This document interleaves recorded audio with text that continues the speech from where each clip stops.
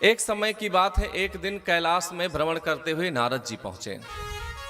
पार्वती मैया दिखाई पड़ी। माता जी प्रणाम, प्रसन्न रहिए। माता जी ने नारद जी को प्रणाम किया, क्योंकि माता जी गुरु मानती थी नारद जी को। एक दूसरे को प्रणाम किए और हालचाल सुनाने लगे। कैसा चल रहा है? नारद जी बोले बहुत आनंद है, भजन कर रहे हैं नारायण नारायण का, खूब आनंद है, सब जगह भ्रमण करते रहते हैं। मेरी तो छोड़िए मैया, आप बताइए आपका कैसा चल रहा है? बोले आप देख लीजिए अपने आंखों से। बोले देखिए, मोर कार्तिकेय का वाहन है और शंकर जी के गले में क्या रहता है? सांप।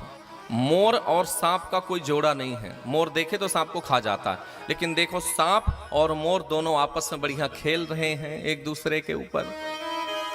अच्छा, बोले गणेश जी का वाहन क्या है? बोले चूहा। चूहा को देखा तो दूसरा भगवान शिव के बहुत सारे बिच्छू, तो सांप और बिच्छू के साथ चूहा खेल रहा था। चूहा को भी सांप देख ले तो सांप खा जाता है। तो वहां ऐसी कोई स्थिति नहीं, सब आपस में प्रेम से रह रहे हैं। माता जी की बातें सुन करके नारद जी कहते हैं अच्छा, कुछ ज्यादा ही तारीफ नहीं हो रही परिवार की? मेरा भी नाम नारद नहीं जो आज ही खटपट न करा दिया देवी। अच्छा ठीक है, चलो छोड़िए, मुझे बताइए भोले बाबा नहीं दिख रहे, कहाँ हैं?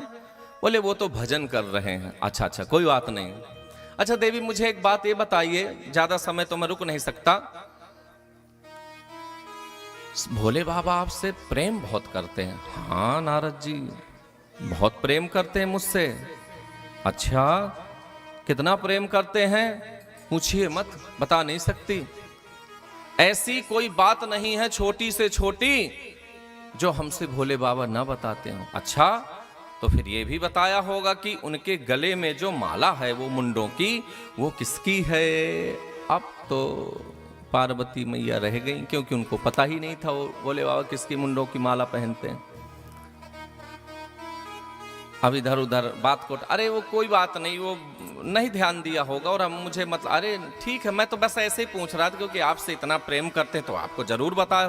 मतलब नारद जी बार बार कर करके उनको, पार्वती मैया को क्रोध दिला ही दिए। बोले आज खबर लेती हूँ भोले बाबा की, है मुझे इतना प्रेम करते हैं फिर भी मुझे बताया नहीं।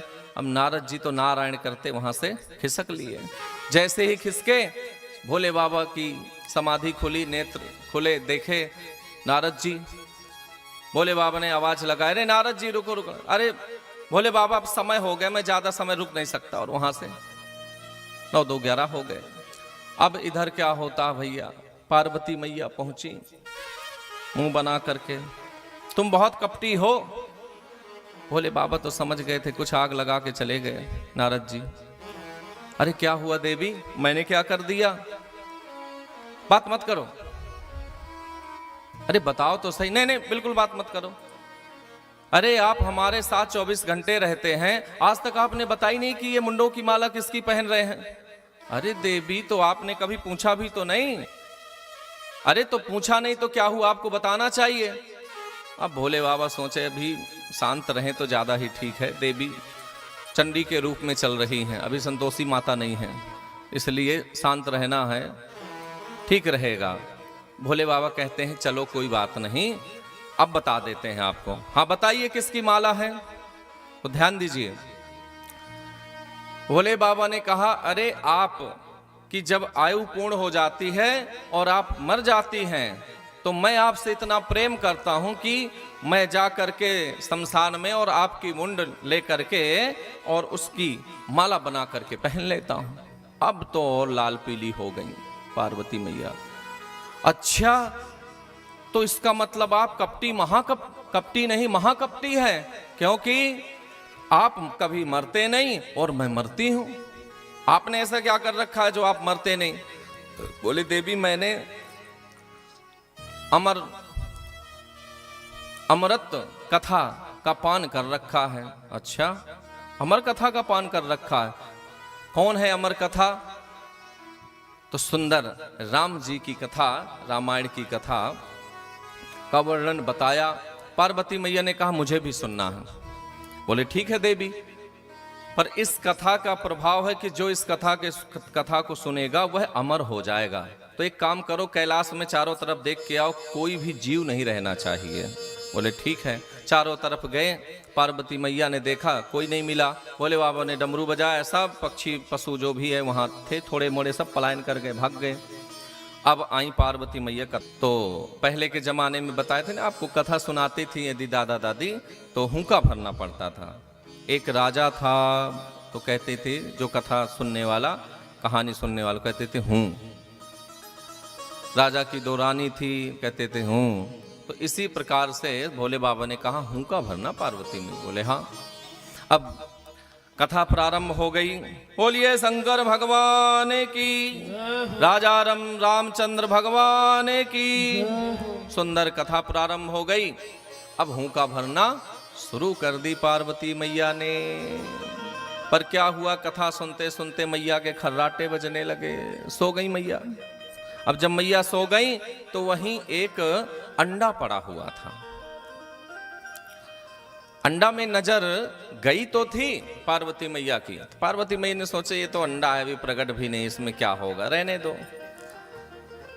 परंतु वह कथा के प्रभाव से अंडे में जीव आ गया और धीरे धीरे धीरे वह एक बाल रूप में, एक जीव के रूप में, छोटे से शिशु के रूप में वह अंडा फट गया और उससे एक सुख रूपी जीव प्रकट हो गया। और तोते का स्वभाव है, जैसे बता रहे थे कि आप जो भी बोलेंगे तो वो भी आपके साथ हुंका भरता है, पढ़ता है। जैसे बोले पट्टू पढ़ तो भी कहेगा पट्टू पढ़, पट्टू दूध रोटी तो भी कहेगा पट्टू दूध रोटी है।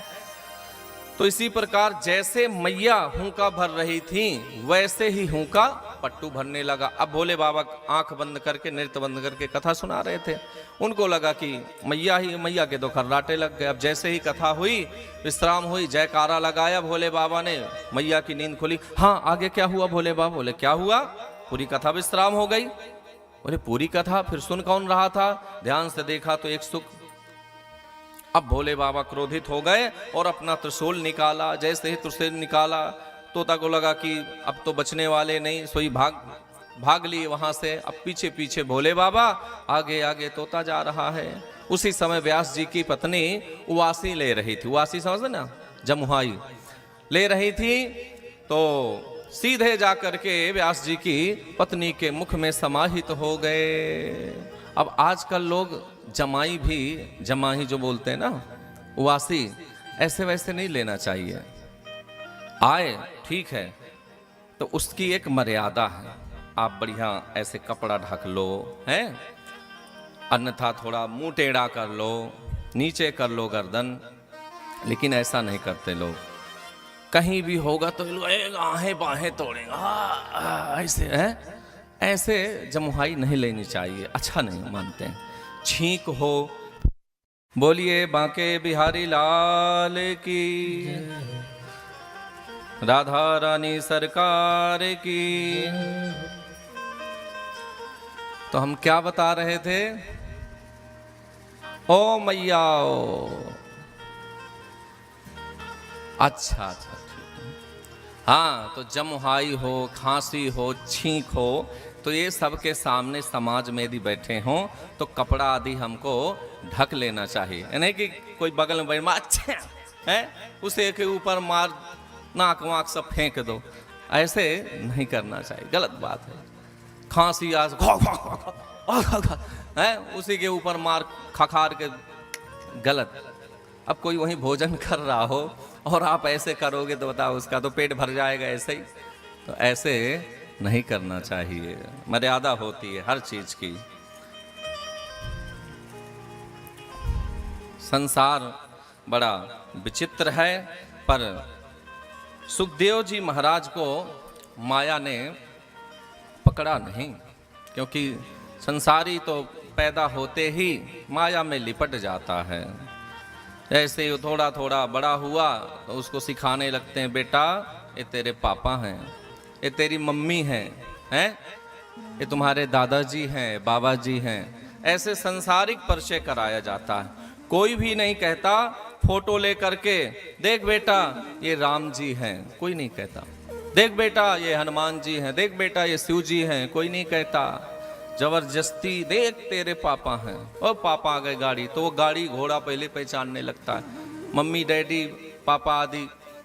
लेकिन ये संसार की व्यथा है। लेकिन सुखदेव जी महाराज ऐसे नहीं है। वह जन्म लेते ही जंगल की ओर भगवान का भजन करने के लिए पलायन कर गए थे।